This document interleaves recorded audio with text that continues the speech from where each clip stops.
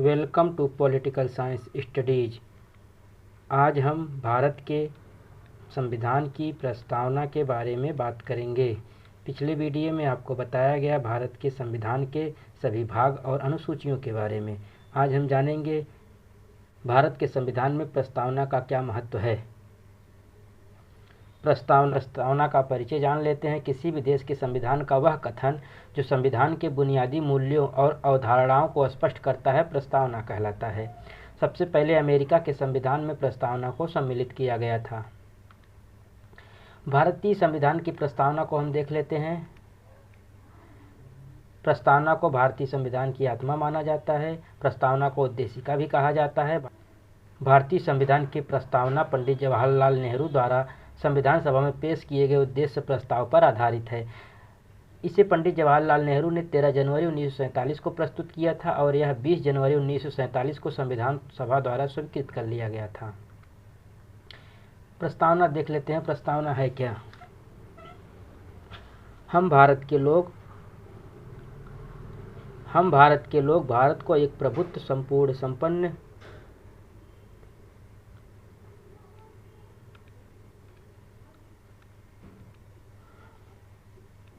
हम भारत के लोग भारत को एक संपूर्ण प्रभुत्व संपन्न समाजवादी पंथनिरपेक्ष लोकतंत्रात्मक गणराज्य बनाने के लिए तथा उसके समस्त नागरिकों को सामाजिक, आर्थिक और राजनीतिक न्याय, विचार, अभिव्यक्ति, विश्वास, धर्म और उपासना की स्वतंत्रता, प्रतिष्ठा और अवसर की समता प्राप्त कराने के लिए तथा उन सब में व्यक्ति की गरिमा और राष्ट्र की एकता और अखंडता सुनिश्चित कराने वाली बंधुता बढ़ाने के लिए दृढ़ संकल्पित होकर अपनी इस संविधान सभा में आज तारीख 26 नवंबर 1949 मिति मार्गशीर्ष शुक्ल सप्तमी संवत 2006 विक्रमी को एतद् द्वारा इस संविधान को अंगीकृत, अधिनियमित और आत्मर्पित करते हैं।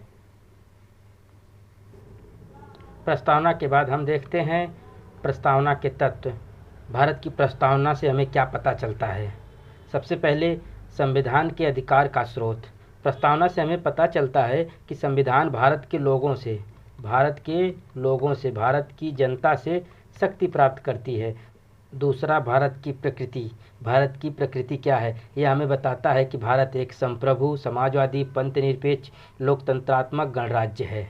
और संविधान का उद्देश्य क्या है? संविधान का उद्देश्य है न्याय, स्वतंत्रता, समता प्रदान करना। और प्रियम्बल संविधान लागू होने की तिथि भी बताता है।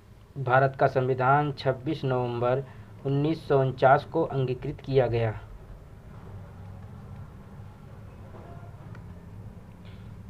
प्रस्तावना के प्रमुख शब्दों पर हम ध्यान देते हैं। सबसे पहले आता है हम भारत के लोग। इसका अर्थ है संविधान का निर्माण भारत की जनता के द्वारा किया गया है, क्योंकि जनता द्वारा निर्वाचित प्रतिनिधियों की सभा द्वारा संविधान का निर्माण किया गया था।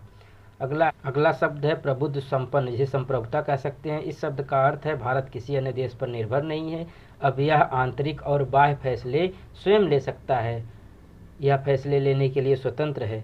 अगला शब्द हम देखते हैं समाजवादी। यह शब्द प्रस्तावना के 42वें संविधान संशोधन 1976 के द्वारा जोड़ा गया। इसका आशय है प्रतिष्ठा और जीवन यापन के स्तर में विषमता का अंत होना चाहिए। इसका मूल तत्व जो है कमजोर वर्ग और कामकाजी लोगों के जीवन स्तर को ऊंचा करना है। भारतीय समाजवाद लोकतांत्रिक समाजवाद है जो मिश्रित अर्थव्यवस्था का प्रयोग करता है। अगला शब्द पंथनिरपेक्ष है। यह भी 42वें संविधान संशोधन 1976 के द्वारा जोड़ा गया। इसका अर्थ है राज्य किसी विशेष धर्म को राजधर्म के रूप में मान्यता नहीं प्रदान करेगा, बल्कि सभी के साथ समान व्यवहार करेगा। लोकतंत्रात्मक, भारत में अप्रत्यक्ष लोकतंत्रात्मक प्रणाली को अपनाया गया है। लोकतंत्र का अर्थ स्पष्ट करते हुए अब्राहम लिंकन ने कहा था, जनता के द्वारा जनता के लिए स्थापित सरकार है। गणराज्य, गणतंत्र का अर्थ होता है राज्य का अध्यक्ष। जैसे भारत में राष्ट्रपति राज्य के अध्यक्ष होते हैं। राज्य का अध्यक्ष चुनाव के जरिए सत्ता में आता है। भारत में राष्ट्रपति का चुनाव अप्रत्यक्ष रूप से 5 वर्षों के लिए किया जाता है। न्याय, प्रस्तावना में 3 प्रकार के न्याय की बात की गई है, सामाजिक, आर्थिक और राजनीतिक। सामाजिक न्याय में जाति, धर्म, लिंग, रंग आदि के आधार पर भेदभाव की मनाही है। आर्थिक न्याय में आय, संपदा व संपत्ति के आधार पर भेदभाव नहीं किया जाएगा और राजनीतिक न्याय में सभी व्यक्ति को समान राजनीतिक अधिकार दिए जाएंगे।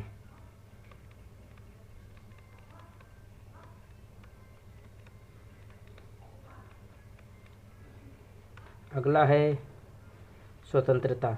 स्वतंत्रता का अर्थ है व्यक्ति को किसी प्रकार की गतिविधि पर रोक टोक की अनुपस्थिति।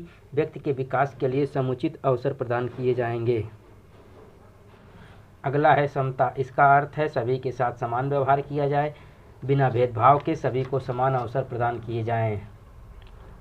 अगला है अखंडता। यह शब्द भी 42वें संविधान संशोधन 1976 के द्वारा जोड़ा गया था। बंधुता। इसका अर्थ है भाईचारे की भावना। संविधान एकल नागरिकता के माध्यम से भाईचारे की भावना प्रोत्साहित करता है। ये सभी शब्द थे जो भारत की प्रस्तावना में महत्वपूर्ण शब्द माने जाते हैं।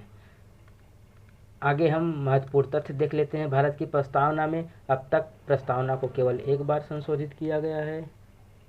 यह संशोधन 42वें संविधान संशोधन द्वारा 1976 में किया गया था। इस संशोधन के माध्यम से 3 नए शब्द प्रस्तावना में जोड़े गए थे: समाजवादी, पंथनिरपेक्ष और अखंडता। इस प्रकार से हमने भारत की प्रस्तावना के बारे में एक महत्वपूर्ण रूप से जानकारी प्राप्त कर ली है। अब आगे अगले वीडियो में। धन्यवाद।